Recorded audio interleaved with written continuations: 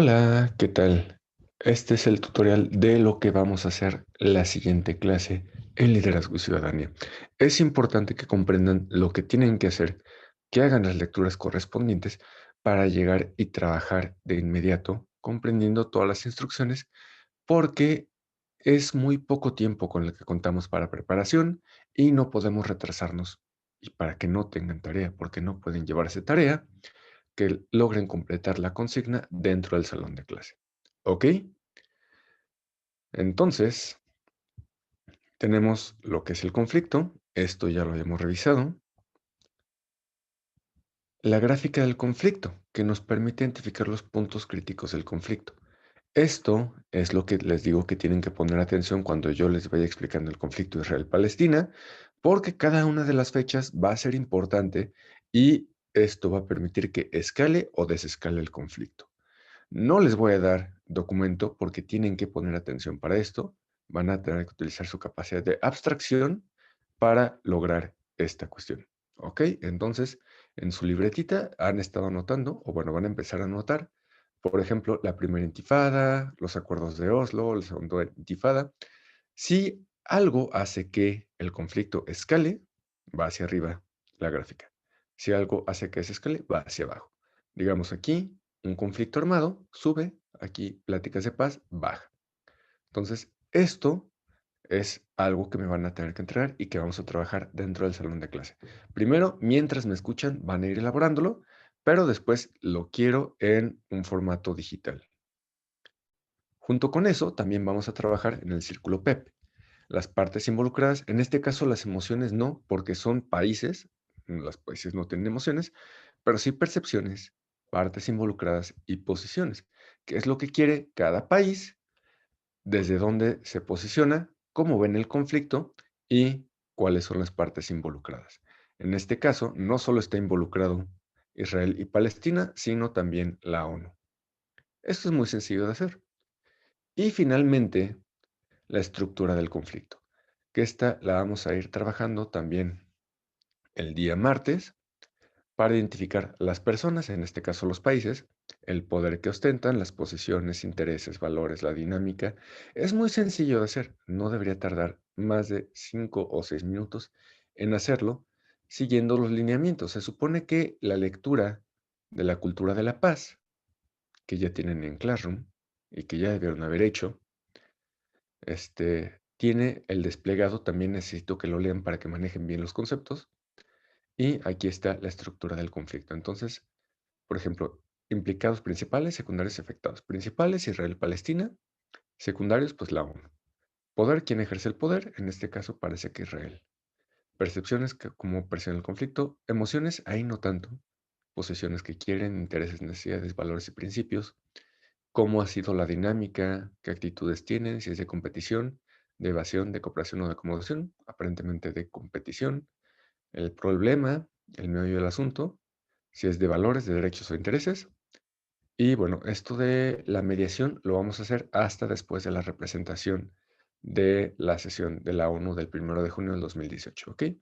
Entonces, lo que vamos a hacer el martes es trabajar en la gráfica, el círculo PEP y la estructura del conflicto.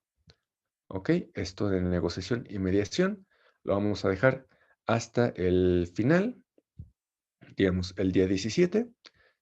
Así que, así quedó. Para la representación hay una lista de países. Les voy a subir esta lista. Este, también en Classroom van a tener el enlace. Si se fijan, hay al menos 17 países. 5 del Consejo de Seguridad Permanente, Rusia, China, Francia, Gran Bretaña y Estados Unidos, un observador, Palestina, un Estado miembro, Israel, y 10 países que son miembros y que son parte del Consejo de Seguridad, al menos de la sesión del 1 de junio del 2018, que es la que vamos a representar.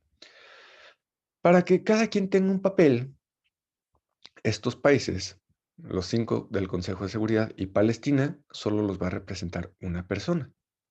Los otros países van a estar por pareja. Van a poder ustedes modificar el archivo para escoger sus parejas o su país.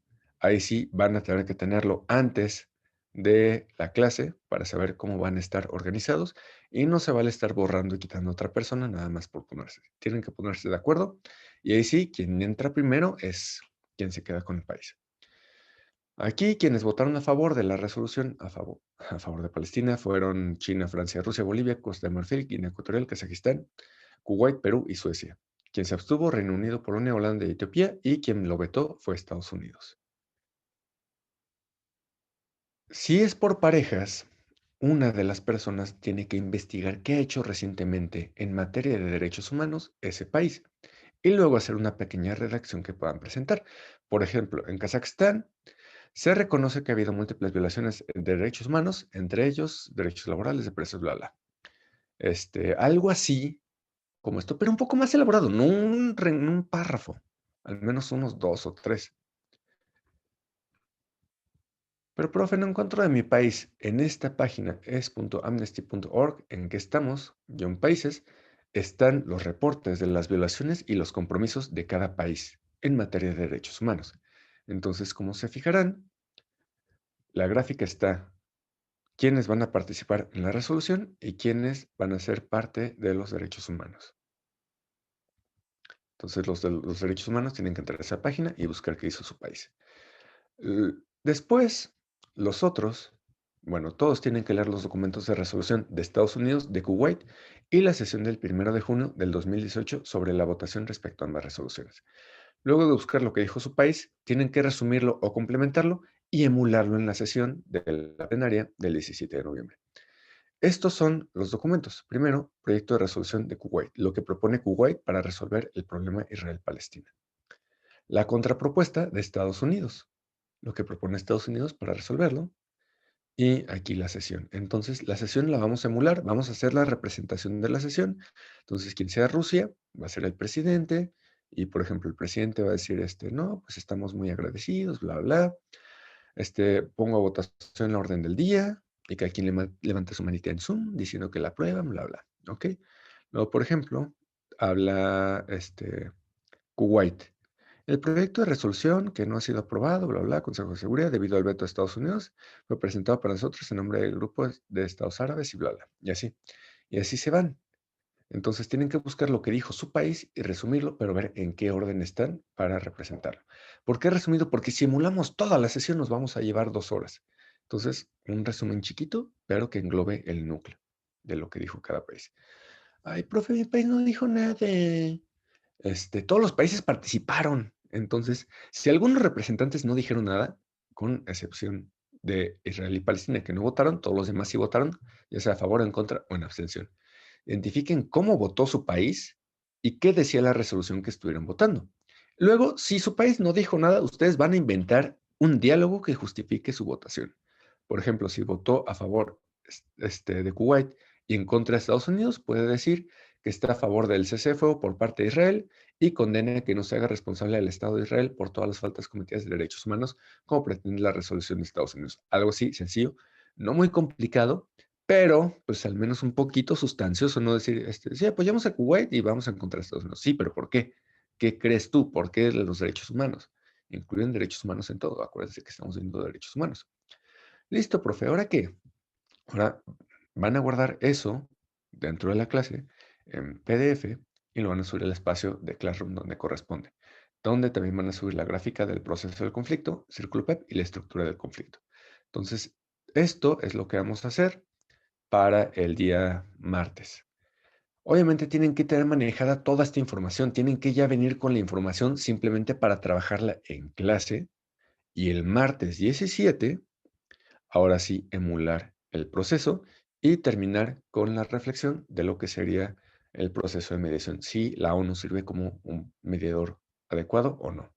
Pero eso ya hasta la siguiente clase. Entonces, en esta clase vamos a hacer la gráfica, el círculo PEP, la estructura y una persona, si su equipo es de 2 personas, una persona va a ver qué dijo en materia de derechos humanos y resumirlo, y la otra persona que dijo el país y resumirlo.